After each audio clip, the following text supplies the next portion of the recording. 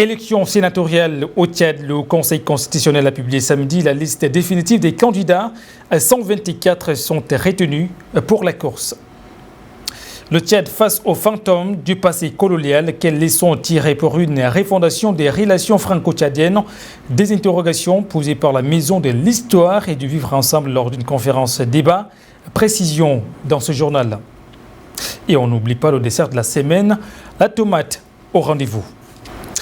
Mesdames, Messieurs, bienvenue si vous nous rejoignez sur Tchad 24. À l'entame de cette édition, 124 candidats au Tchad vont concourir pour les élections sénatoriales du 25 février prochain. Le président du Conseil constitutionnel, Maître Jean-Bernard Pandaré, a présidé ce samedi l'audience solennelle de publication des listes définitives des candidats. Adoum Prahim Kamis nous en dit davantage. Les premières élections sénatoriales au Tchad se précisent. Le Conseil constitutionnel a dit le dernier mot ce 1er février en ce qui concerne les candidats retenus pour ces élections. Après publication la semaine dernière de la liste provisoire des candidats par l'Agence nationale de gestion des élections ANGE, la liste compte 124 candidats retenus par le Conseil constitutionnel, selon les critères établis par le Code électoral et soutenus par 16 partis politiques. La campagne débute le 3 février selon l'ANGE et les candidats devront se conformer aux mêmes règles que celles des élections précédentes. Le 25 février, les candidats seront élus par les conseillers provinciaux et communaux, élus au scrutin du 29 décembre 2024.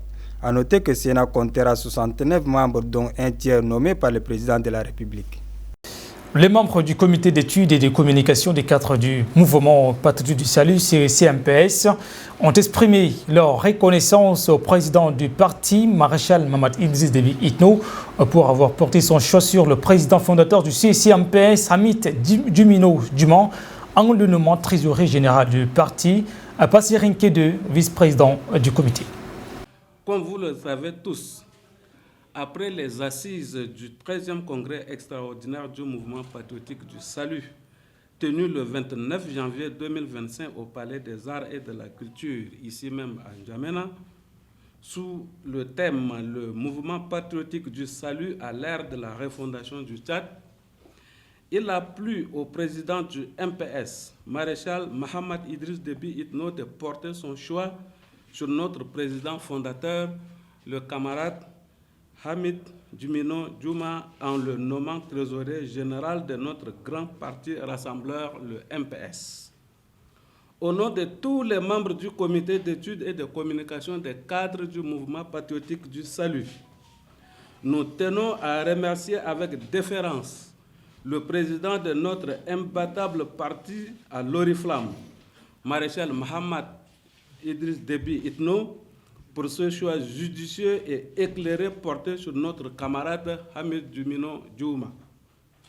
Le connaissant mieux que quiconque, nous au CEC disons que le président du MPS a fait le bon choix, un choix de cœur. Notre camarade Hamid est un homme politique pétri d'expérience, ouvert, sociable et doublé d'une largesse indescriptible. Ses capacités managériales, son amour pour le travail bien fait, sa dévotion pour le triomphe du MPS et sa probité morale sont autant d'atouts qui rassurent plus d'un tiers le succès de la mission politique qui lui est confiée. C'est dire que nous, membres du CEC MPS, sommes honorés par cette désignation sincèrement méritée de notre camarade Hamid Dumino Djouma au bureau exécutif du Conseil politique national et lui assurons de tout notre soutien. Le CEC MPS, fidèle à sa devise, étudier pour mieux éclairer, et à son objectif global, soutenir toutes les activités et actions stratégiques du MPS, tient à rassurer le président du MPS, Maréchal Mohamed Idriss Déby Itno, le bureau exécutif du Conseil politique national et l'ensemble des militantes et militants de sa pleine et entière disponibilité à œuvrer sans relâche à l'enracinement du parti tant à l'intérieur qu'à l'extérieur du Tchad. Dans le même chapitre, réjouissance de la nouvelle équipe dirigeante du mouvement patriotique du salut organisé par le comité d'organisation du 13e congrès tenu le 29 janvier à Taïwa. Félix Sungangui nous dit davantage. Cette rencontre a réuni plusieurs acteurs importants ayant conduit au succès du 13e congrès extraordinaire du mouvement patriotique du salut MPS, notamment le comité d'organisation et les nouveaux responsables du bureau exécutif. Le président du comité d'organisation du 13e congrès extraordinaire, M. Ali Kolotou Chaimi, au nom de son équipe, a exprimé ses chaleureuses félicitations aux membres du nouveau bureau exécutif du parti et a par ailleurs remercié tous les différents camarades qui ont contribué à la réussite de ce congrès. C'est le fruit des efforts de chacun de nous. Ce n'est pas pour le but qui est président du comité d'organisation, ce n'est pas l'équipe du congrès, mais ensemble, toutes les commissions, des membres jusqu'au président du comité, des présidents de commission, nous sommes témoins vivants de ce que vous avez fait. Nous avons fait un congrès, nous avons une nouvelle équipe dirigeante de notre parti. Il revient à nous militants d'être disciplinés, responsables, mobilisés, de soutenir la nouvelle équipe. Le nouveau secrétaire général du mouvement patriotique du Salut, M. Aziz Mohamed Saleh, a salué l'effort abattu par le comité d'organisation pour la réussite de cet événement qui a une portée nationale. Il a appelé au ralliement des nouveaux camarades au MPS et a demandé au bureau exécutif de bien maintenir le cap. Et je crois sincèrement que vous avez relevé les défis avec brio. En quelques jours, Monsieur le Président Kéloutou, avec toutes vos équipes, sans perdre une seule minute, sans dormir, vous avez établi des textes, vous avez fait la communication, la logistique, les invitations de tout le monde dans les provinces. Pour le comité d'organisation que vous êtes, bien évidemment, le président du comité a dit que c'est un message de remerciement. Le secrétaire général que je suis attend plus que cela, parce que vous avez fait un travail. La cérémonie a pris fin par le partage d'un dîner entre les différents participants et aussi une traditionnelle séance de photos de famille. Le Tchad face aux fantômes du passé colonial, quelles leçons tirées pour une refondation des relations franco-tchadiennes? C'est le menu d'une conférence qui débat organisée vendredi par la Maison de l'Histoire et du Vivre Ensemble. Le compte rendu de Jessica Fering. 1871, incursion militaire française sur les terres tchadiennes. 1900, Fort Lamy voit le jour sous le protectorat français. 1920, le pays de Toumaï devient une colonie. 1976, signature des accords militaires français. Janvier 2025, rupture de la coopération militaire française avec le Tchad. Un pan qui marque la fin d'une histoire coloniale et néocoloniale. D'où la thématique de la conférence débat organisée par la Maison de l'Histoire et du Vivre Ensemble. Le Tchad, face aux fantômes du passé colonial, quelles leçons tirées pour une refondation des relations franco-tchadiennes, une question mise sur la table. Débattue pendant 2 heures autour de 4 axes stratégiques.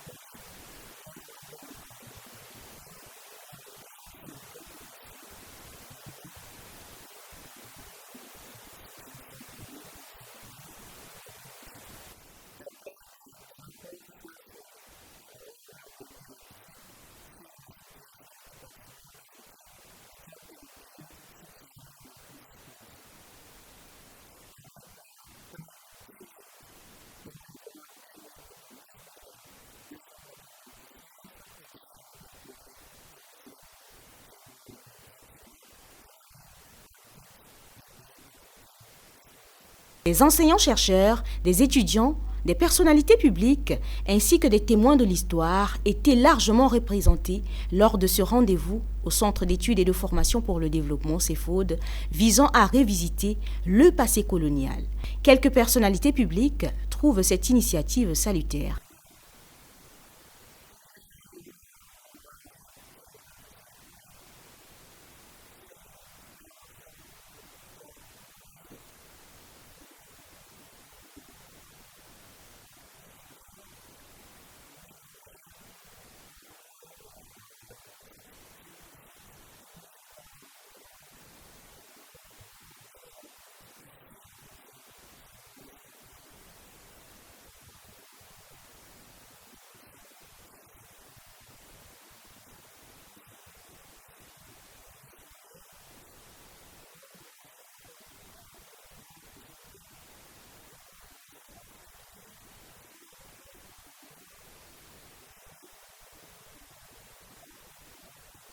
Dans un souci de mémoire, la France devra exprimer sa gratitude envers le Tchad pour tous les sacrifices consentis. L'association culturelle Tchad Nadif pour le développement, en collaboration avec l'école coranique Ibn Rushd pour la mémorisation du Saint-Coran et les sciences religieuses, a procédé samedi à une opération de salubrité à l'hôpital polytechnique de N'Djamena. Cette initiative contribue à l'amélioration des conditions sanitaires de l'établissement. Assiem Kandira. Hommes, femmes et enfants de l'association culturelle Tchad Nadif et l'école coranique Ibn Rushd sont sortis tôt ce matin avec des pelles, râteaux, balais pour nettoyer les artères de l'hôpital polyclinique. Engagé pour cet acte citoyen, Tchad Nadif exhorte la population à rendre l'environnement sain. Le représentant du président du comité d'organisation, Maya Doumbonheur, prévient que les hôpitaux doivent être des lieux constamment assainis pour pouvoir aider la convalescence des malades. L'association Tchad Nadif est venue précisément, n'est-ce pas, au sein de l'hôpital, n'est-ce pas, polyclinique, non loin du Grand Marché, pour pouvoir nettoyer un peu ce lieu, pour aider, n'est-ce pas, c'est un coin où beaucoup plus c'est les hommes malades qu'on les amène là pour les traiter. Et ce coin est vraiment très important d'être, n'est-ce pas, sain, pour pouvoir aussi aider tous ces malades-là d'être aussi en bonne santé. C'est pourquoi l'association N'Djamena Nadif, Tchad Nadif, je m'excuse, est là pour nettoyer et puis aider ces personnes-là à être aussi, n'est-ce pas, dans de bonnes conditions. Tchad Nadif est une association pour le développement du Tchad. Cette vision fait d'elle un regroupement doté d'une responsabilité collective. Littérature, le prix du meilleur livre économique CEMAC de l'année 2024 est attribué à l'économiste Dr Korom-Assil Dagage pour son ouvrage intitulé « En mobilisation des recettes fiscales non pétrolières et cas de l'impôt sur les sociétés au Tchad et au Cameroun ». Une satisfaction pour l'auteur. Écoutez. L'édit ouvrage a trouvé un écho auprès de 1000 électeurs disséminés à travers les 4 points du continent, ce qui témoigne de l'intérêt croissant pour les enjeux économiques et financiers dans notre sous-région. C'est avec une profonde gratitude que je me tiens devant vous aujourd'hui pour recevoir cette distinction honorifique. Je tiens tout d'abord à remercier du fond du cœur le ministre préfacier, Dr Aboubakar Nakanabo, ministre de l'économie et des finances du Burkina Faso, par ailleurs inspecteur principal des impôts, l'organisation panafricaine qui m'a décerné cette distinction honorifique. Votre reconnaissance renforce ma détermination à continuer d'explorer et de partager des solutions durables pour le développement économique et fiscal en Afrique. Ensemble, nous pouvons œuvrer pour un avenir où la fiscalité pourrait indubitablement concourir à faire en sorte qu'on puisse mobiliser également des ressources hors pétrole de façon à ce que nos économies puissent amorcer un développement sans précédent. Madame la représentante de l'organisation panafricaine, mesdames et messieurs les journalistes, cet ouvrage n'est pas seulement le fruit d'une expérience de presque 20 ans d'ancienneté à la fonction publique tchadienne, mais il symbolise le reflet des défis et des espoirs de notre continent. Au Cameroun, l'université d'Ingaoundéré a accueilli jeudi la dédicace de la deuxième édition de l'Afrique vers la voie du salut, un ouvrage de l'écrivain Ismaël Baradine Ardia, événement rendu possible grâce au soutien du club littéraire Plume à Plume des Verbes et correspondant à Ngaoundéré, à la Lime, à Moussa Mamata. Le monde littéraire s'agrandit. L'Afrique vers la voie du salut voit les jours. Lui, c'est Ismaël Baradine Ardia, s'impose parmi les hommes de Plume.